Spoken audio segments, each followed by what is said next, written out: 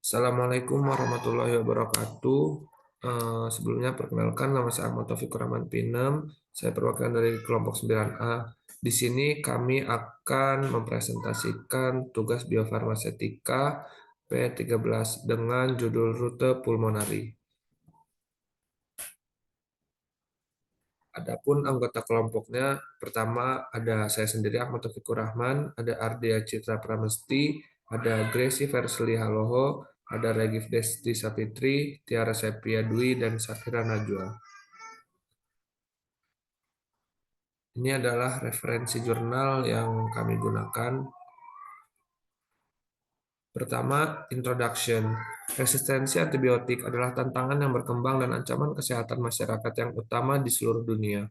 Secara khusus, Pseudomonas aeruginosa atau PA menunjukkan tingkat resistensi yang tinggi terhadap banyak terapi antibiotik yang tersedia saat ini. Laporan sebelumnya menunjukkan bahwa sekitar 80% pasien dengan cystic fibrosis atau CF memiliki paru PA kronis dalam infeksi. Oleh karena itu, pilihan pengobatan baru untuk infeksi ini sangat dibutuhkan. Faktor virulensi PA serta pembentukan biofilm telah diusulkan sebagai target yang menjanjikan. Oleh karena itu, kami sedang mengembangkan kelas baru agen antivirulensi, quorum sensing inhibitors atau KISIS, dengan tujuan membuat biofilm PA peka terhadap pengobatan antibiotik. Untuk kondisi pernapasan seperti infeksi paru-paru, rute pemberian obat yang ditargetkan langsung ke tempat kerja dapat memberikan manfaat yang unik dibandingkan dengan pemberian secara sistemik. Rute pemberian lokal ke paru-paru memiliki konsentrasi yang lebih tinggi dan memiliki efek samping yang lebih rendah dibandingkan dengan rute sistemik. Tetapi, meskipun minat pada rute pemberian paru meningkat beberapa dekade terakhir ini dibandingkan dengan rute oral, farmakokinetik obat melalui paru masih kurang dipahami. Pengukuran kadar obat di paru-paru tidak dilakukan secara rutin karena teknik pengambilan sampel yang lebih sulit dan padat serta ketidakpastian dalam metode penentuan konsentrasi. Akibatnya, tidak ada standar umum dalam pengambilan sampel dan pengukuran farmakokinetik paru. Dalam literatur, konsentrasi antibiotik di paru telah diukur dalam sampel yang dikumpulkan dari bronchoalveolar lavage atau BAL, sputum, mikrodialisis, dan homogenat jaringan paru. Namun, metode pengambilan sampel yang berbeda ini tidak serta-merta memberikan informasi yang sama. Dalam penelitian ini, dilaporkan pemodelan simultan dan analisis konsentrasi obat dalam plasma dan paru-paru dengan atau tanpa pengambilan sampel BAL dari 3 prototipe QSI setelah pemberian paru. SEN 001 adalah prototipe QSI yang memusuhi aksi PQSR, regulator tipe IESR dari sistem pensinyalan QS yang bergantung alkylquinolone atau EQ di PA dengan aktivitas in vitro yang menjanjikan. 19 SEN 019 dan SEN 032 adalah analog struktural yang baru dirancang dari SEN 001 yang juga memusuhi PQSR dan karenanya menghambat QS. Senyawa-senyawa ini dipelajari secara in vivo untuk menyelidiki potensi terapeutik dan kesesuaiannya sebagai kandidat obat.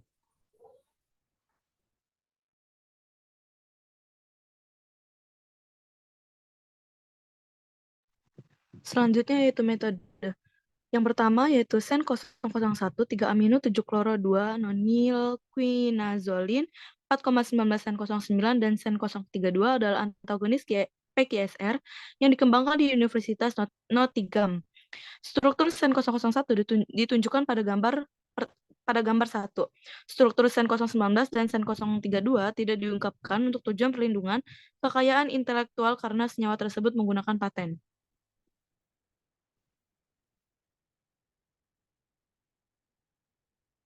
Selanjutnya, karakterisasi senyawa. Pengukuran titik leleh senyawa dilakukan dengan kalorimetri pemindaian diferensial menggunakan DSC Ki 2000 yang dikalibrasi untuk suhu dan entalpi menggunakan indium. Time ditentukan dengan menggunakan jumlah 1-3 mg dalam panci aluminium yang disegel non-hermetik. Sifat kokimia fisis tambahan diperoleh secara in silico menggunakan ADMET Predictor version 7.2. Selanjutnya penentuan kelarutan. Kelarutan kesetimbangan senyawa kristal dalam berbagai media ditentukan dengan menambahkan kelebihan senyawa padat ke dalam 1 milibaik air atau PP 2%. Supernatant dipisahkan dari padatan berlebihan dengan sentrifugasi pada 30,279 gram selama minimal 20 menit. Konsentrasi senyawa dalam supernatant kemudian ditentukan dengan kromatografi cair kinerja tinggi dengan deteksi ultraviolet atau HPLC UV. Stabilitas metabolik. Secara singkat, stabilitas metabolisme senyawa ditentukan dalam mikrosom hati manusia 0,5 mg per mili pada konsentrasi senyawa 1 mm dalam 100 mm dapar KPO4, pH 7,4 dalam total volume, inkubasi 500 mili. Reaksi dimulai dengan penambahan 1 mm NADPH. Pada berbagai waktu inkubasi, sampel ditarik dari inkubasi, dan reaksi dalam sampel diakhiri dengan penambahan asetonitril dingin. Jumlah senyawa induk yang tersisa dianalisis dengan kromatografi cair spektrometri massa tandem.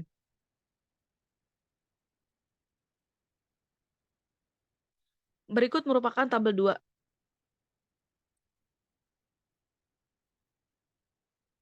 Selanjutnya, metode analisis. Untuk studi kelarutan, konsentrasi senyawa dalam sampel dianalisis menggunakan sistem Agilent 1290 HPLC yang dilengkapi dengan detektor DAD spektrofotometer UV vis.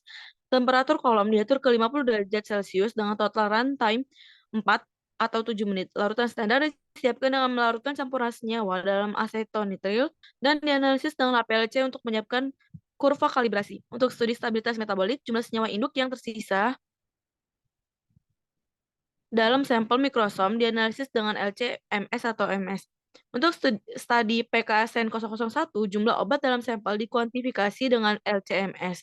Secara singkat, analit diekstraksi dari sampel homogenat, plasma, dan paru-paru dengan ekstraksi pelarut dengan etilasetat. Sampel BAL diekstraksi dengan ekstraksi fase padat.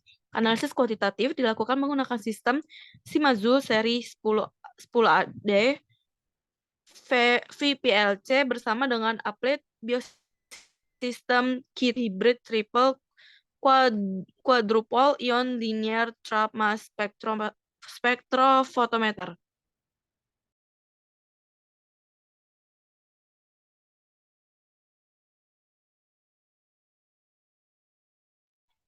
Oke, selanjutnya itu ada metode analisis. Untuk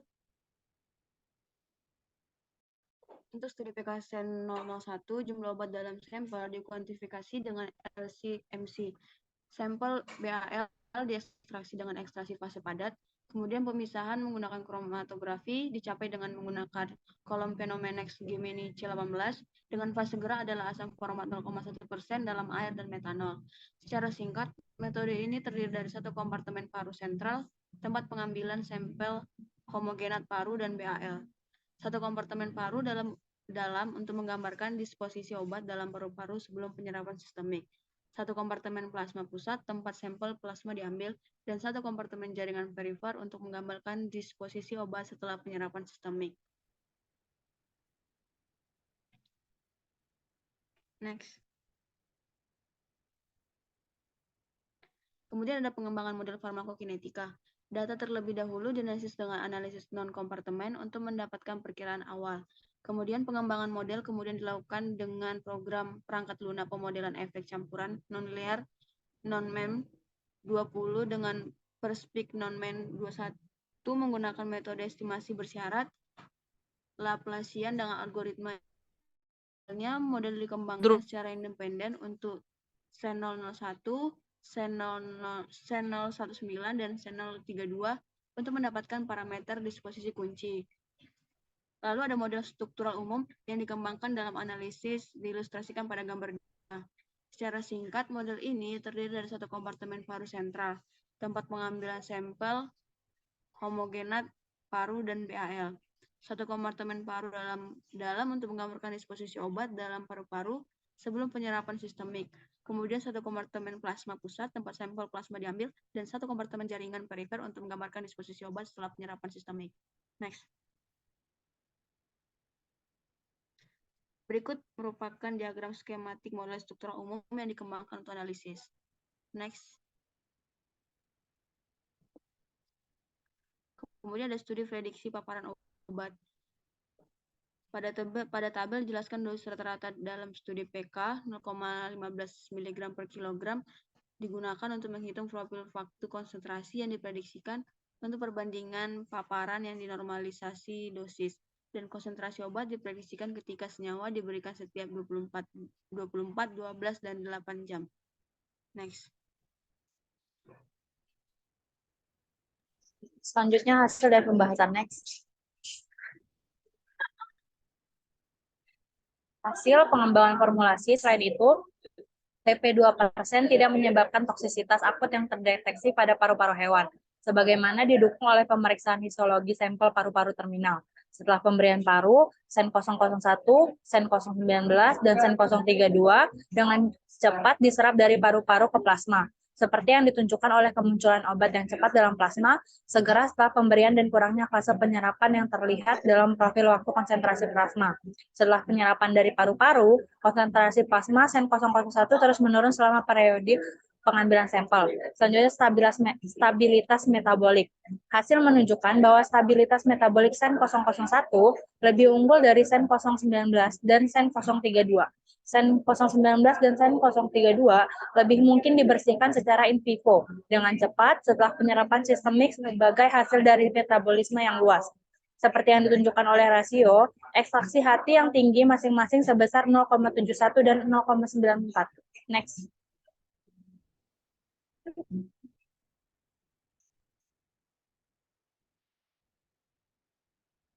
Selanjutnya farmakokinetik plasma setelah pemberian paru. Setelah pemberian paru, SEN 001, SEN 019, dan SEN 032 dengan cepat diserap dari paru-paru ke plasma. Seperti yang ditunjukkan oleh kemunculan obat yang cepat dalam plasma, segera setelah pemberian dan kurangnya fase penyerapan yang terlihat dalam profil waktu konsentrasi plasma. Setelah penyerapan dari paru-paru, konsentrasi plasma SEN 001 terus menurun selama periode pengambilan sampel. Sebaliknya, konsentrasi SEN 019 dan SEN 032 dalam plasma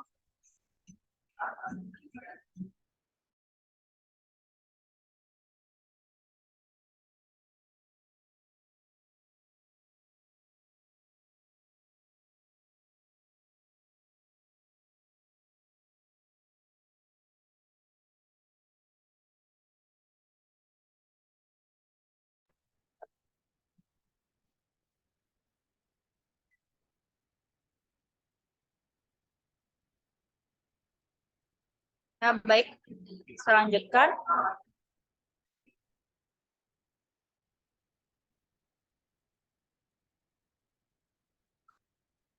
Setelah penyerapan dari paru-paru, konsentrasi plasma SEN 001 terus menurun selama periode pengambilan sampel. Sebaliknya, konsentrasi SEN 019 dan SEN 032 dalam plasma menurun lebih cepat dan berada di bawah LLOQ masing-masing setelah 3 jam dan 6 jam. Selanjutnya, farmakokinetik paru mengikuti pemberian paru. Konsentrasi SEN 001 di paru-paru dan BAL menurun lebih cepat selama penyerapan dan distribusi awal ke dalam plasma dan jaringan paru-paru dalam. Setelah mencapai kesetimbangan distribusi pada 2 jam, penurunan konsentrasi paru dan BAL mencerminkan penurunan konsentrasi plasma selama fase eliminasi. Paru-paru dan konsentrasi BAL berkorelasi erat selama periode pengambilan sampel. Sebaliknya, konsentrasi SEN 019 dan SEN 032 di paru turun di bawah LLOQ setelah 1 jam. Next.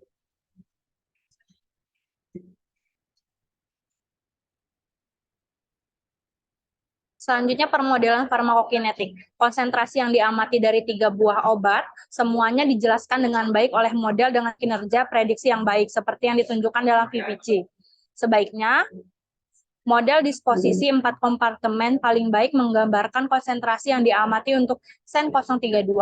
Model lengkap menghasilkan peningkatan model yang signifikan secara statistik dibandingkan dengan model yang dikurangi tanpa kompartemen perifer atau kompartemen paru dalam. Selama pengembangan model, kompartemen tambahan dievaluasi untuk sampel BAL, tetapi ini tidak mencerminkan kinetika disposisi obat.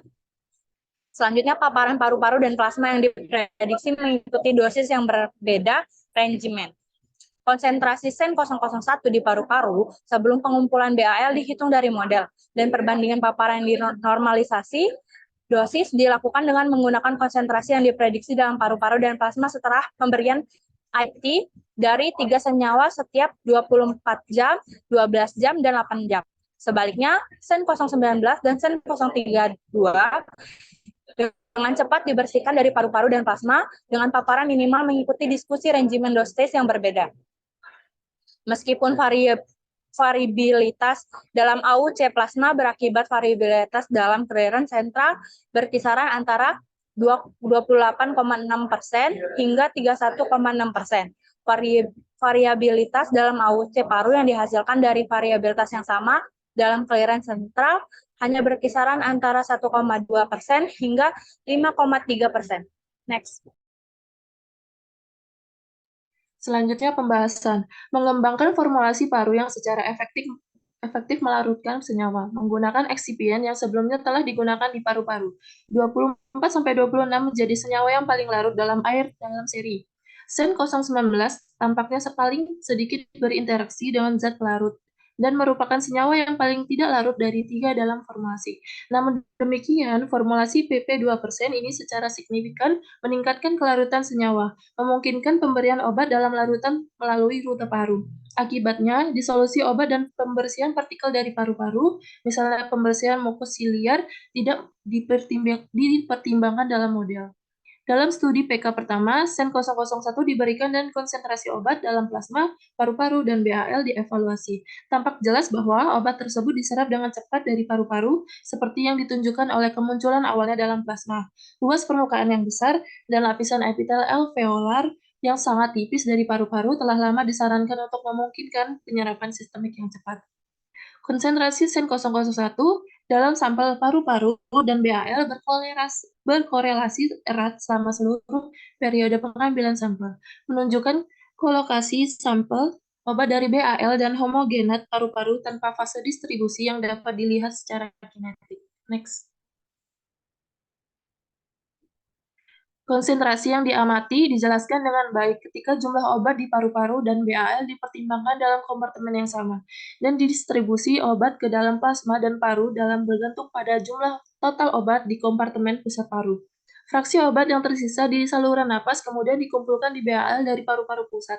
Akibatnya, model memungkinkan kuantifikasi jumlah obat di paru-paru sebelum pengumpulan BAL. Dan karenanya, perbandingan langsung paparan paru-paru dengan senyawa lain tanpa pengambilan sampel BAL.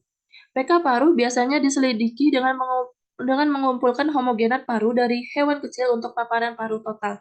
Cairan dari saluran udara, misalnya BAL atau sputum, sebagai indikasi jumlah obat dalam cairan lapisan epitel atau mikrodialisis untuk konsentrasi obat.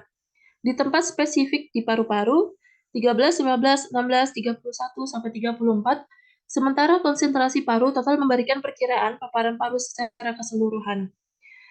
Mereka mungkin tidak selalu mewakili paparan terapeutik yang paling relevan karena jumlah obat intraseluler dan ekstraseluler adalah tidak dapat dibedakan satu sama lain. Bergantung pada lokasi target obat, konsentrasi intraseluler atau ekstraseluler cenderung lebih dapat diterapkan, meskipun pengambilan sampel BAL tunduk pada potensi kontaminasi dengan obat intraseluler yang dilepaskan dari sel yang pecah sebelum atau selama prosedur. Ini dapat memberikan indikasi awal jumlah konsentrasi obat ekstraseluler. Next.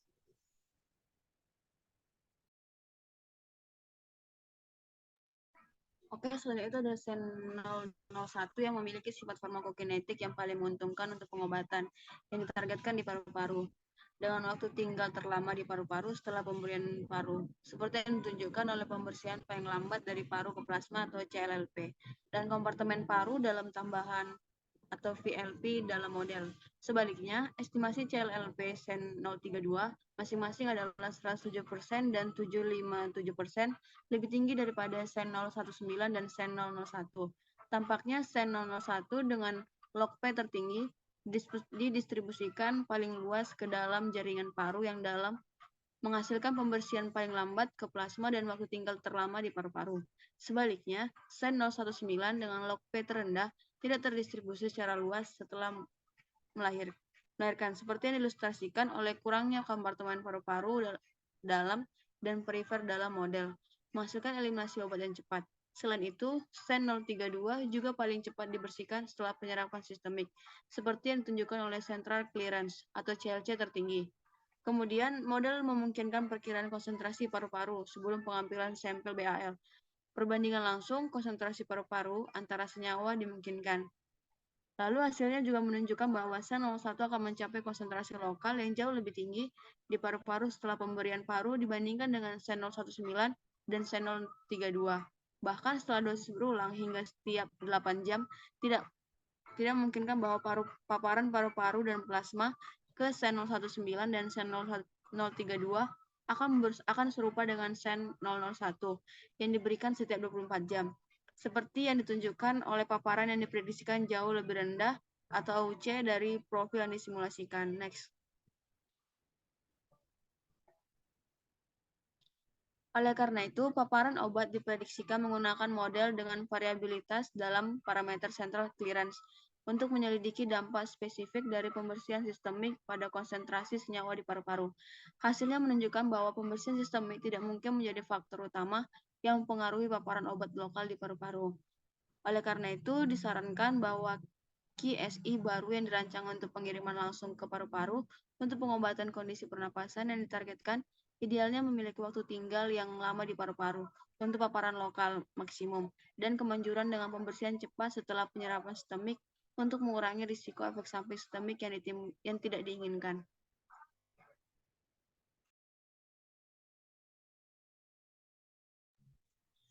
Untuk kesimpulannya, studi menunjukkan bahwa pemodelan farmakokinetik dapat digunakan sebagai alat yang ampuh untuk menginformasikan pengembangan obat untuk pengiriman paru dalam pengaturan praklinis, termasuk perbandingan langsung sifat farmakokinetik senyawa untuk memfasilitasi pemilihan kandidat obat, prediksi dalam paparan vivo mengikuti regimen dosis yang berbeda, dan identifikasi sifat farmakokinetik yang ideal untuk memandu pengembangan obat di masa depan yang merupakan profil waktu konsentrasi obat BAL homogenat paru, dan sampel plasma dimodelkan dan dianalisis secara bersamaan untuk mempelajari farmakokinetik baru. Selain itu, berdasarkan paparan obat yang diprediksi, disarankan QSI baru yang dirancang untuk pengiriman paru sebagai pengobatan yang ditargetkan untuk kondisi pernapasan, idealnya memiliki waktu tinggal yang lama di paru-paru untuk kemanjuran lokal, dengan pembersihan cepat setelah penyerapan sistemik untuk mengurangi resiko efek samping sistemik yang tidak diinginkan. Terakhir, model yang dikembangkan juga dapat dihubungkan ke model infeksi untuk mempelajari hubungan paparan respon obat untuk meningkatkan pemahaman tentang hubungan farmakokinetik farmakodinamik. Next. Faktor penting formulasi dan fisiologi tubuh yang perlu ditimbangkan ialah kelarutan dari obat sen 001, sen 019, dan sen 032 dalam air dan formulasi PP 2% ditujukan pada tabel 3 seperti gambar di samping. Senyawa tersebut memiliki kelarutan air yang buruk dan nilai kelarutan kesetimbangan yang diukur berkisar antara 1 hingga 20,2 mg per mili. Formulasi PP 2% meningkatkan kelarutan obat secara signifikan dan meningkatkan jumlah obat sehingga terlarut hingga lebih dari 180 mg per mili. Selain itu, PP 2% tidak menyebabkan toksisitas akut yang terdeteksi pada paru-paru hewan sebagaimana didukung oleh pemeriksaan histologi sampel paru-paru terminal. Oleh karena itu, PP 2% digunakan untuk mengirimkan obat terlarut untuk administrasi obat secara farmakokinetik. Baiklah, itu saja yang dapat kami sampaikan. Kami akhiri. Wassalamualaikum warahmatullahi wabarakatuh.